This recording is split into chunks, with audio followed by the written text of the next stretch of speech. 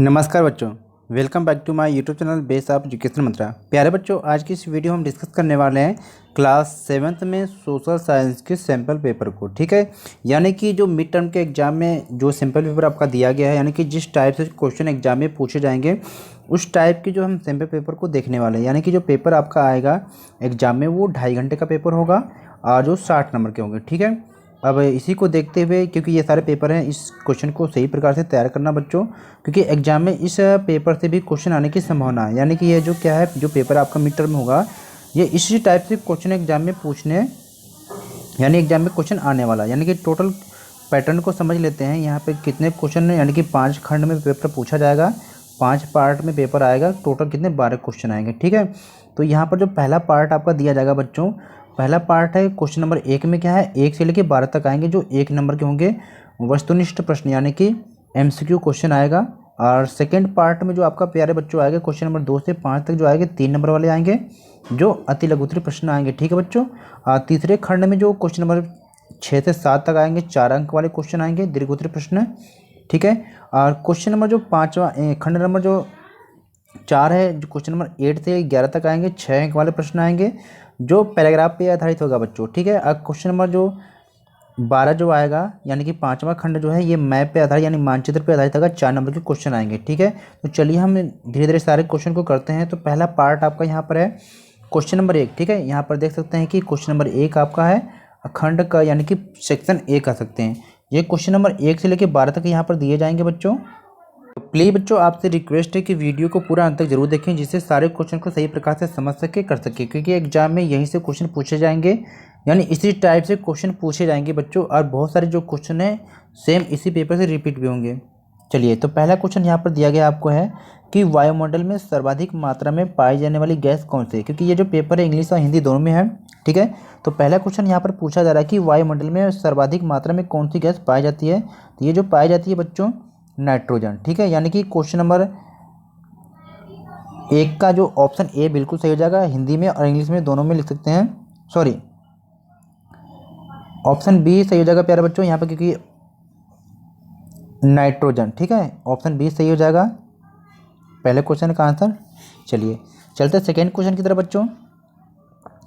Second question कह रहा है कि हवाई जहाज के उड़ने के लिए, यानी कि जो हवाई जहाज उड़ती है वो किस मंडल में उड़ती है, यानी हवाई जहाज उड़ने के लिए सर्वश्रेष्ठ परिस्थितियां आपको किस मंडल में प्राप्त होती है। तो ये जो होता है बेटा समताप मंडल में, क्योंकि वहाँ का जो तापमान स्थिर होता है। ठीक है, यानी ऑप्शन C बिल्कुल सही हो जाएगा। ठीक है, इंग्लिश हिंदी दोनों में देख लीजिए आप।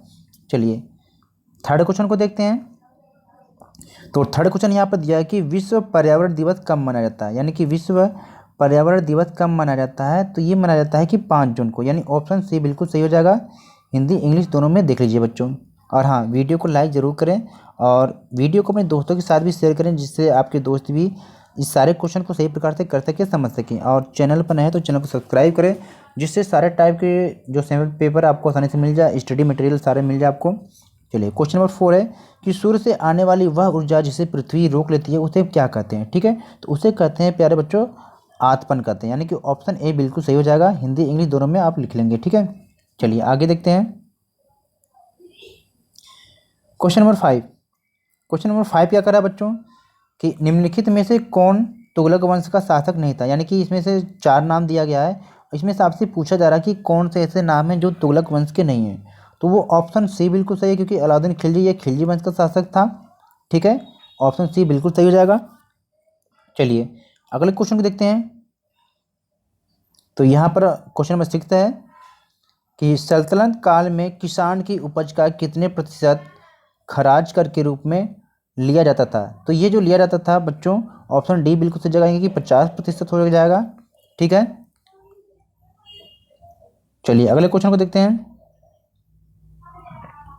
अब देखिए यहाँ पर क्वेश्चन नंबर 7 से लेकर, ठीक है, क्वेश्चन नंबर 7 से लेकर यहाँ पर 7 है, या तो ये क्वेश्चन करना है आपको, या तो ये क्वेश्चन करना है। फिर 8वें क्वेश्चन में या तो ये क्वेश्चन करना है या तो ये क्वेश्चन करना है। ठीक है, और इसके बाद 9th करना है आपको है बच्चों, 9th question, 10th 11th 12th, इन सारे क्वेश्चन को करना है। तो चलिए इन सारे क्वेश्चन को हम करते हैं और देखते हैं। ठीक है, तो प्यारे बच्चों यहाँ पर क्वेश्चन नंबर 6 से दिया था, सॉरी 7 से दिया था कि जलमंडल से आप क्या समझते हैं। ठीक है, तो जलमंडल से आप क्या समझते हैं? तो जलमंडल को देखते हैं कि जलमंडल का मतलब क्या होता है। तो जल के क्षेत्र को जलमंडल कहते हैं, ठीक है। यह जल क्या है? विभिन्न स्रोतों जैसे नदी, झील, समुद्र, महासागर आदि जैसे विभिन्न जलाशयों से मिलकर बनता है। यानी कि जलीय जो क्षेत्र होता है, जल के जलीय क्षेत्र को हम जलमंडल कहते हैं, ठीक है।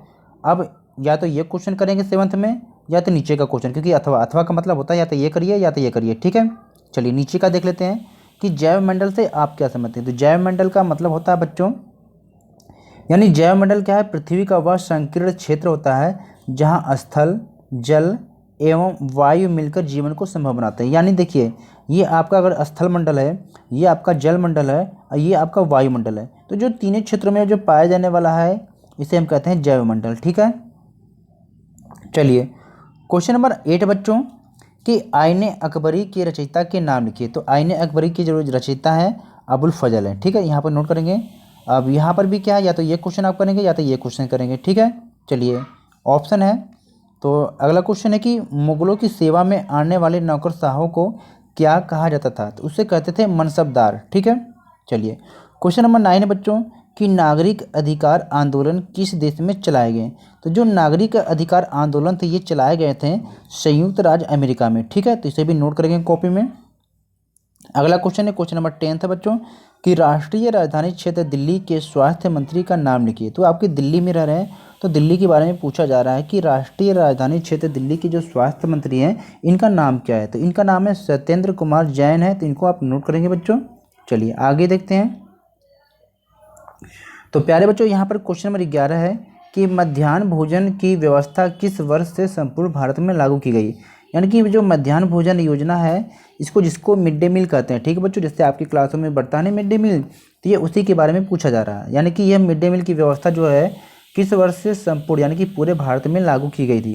तो ये केवल ईयर पूछा है, तो 1995 से ये लागू की गई थी, ठीक है।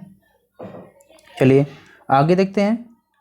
क्वेश्चन नंबर 12 है कि निर्वाचन क्षेत्र से आप क्या समझते हैं? तो निर्वाचन क्षेत्र क्या होता है बच्चों, इसको समझ लेते हैं। तो यहाँ पर निर्वाचन क्षेत्र का मतलब होता है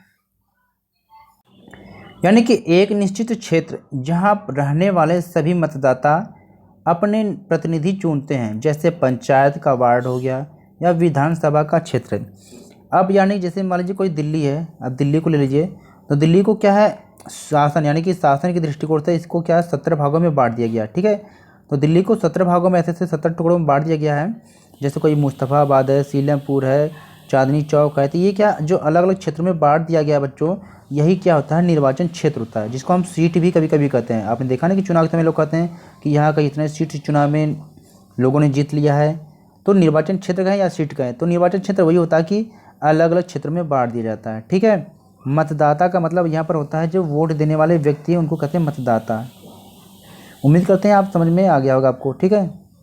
प्यारे बच्चों यहाँ से हम जो है अगले जो क्वेश्चन को हम सेकंड पार्ट में कंप्लीट करेंगे, तो प्लीज़ वीडियो को जरूर देखें, ठीक है।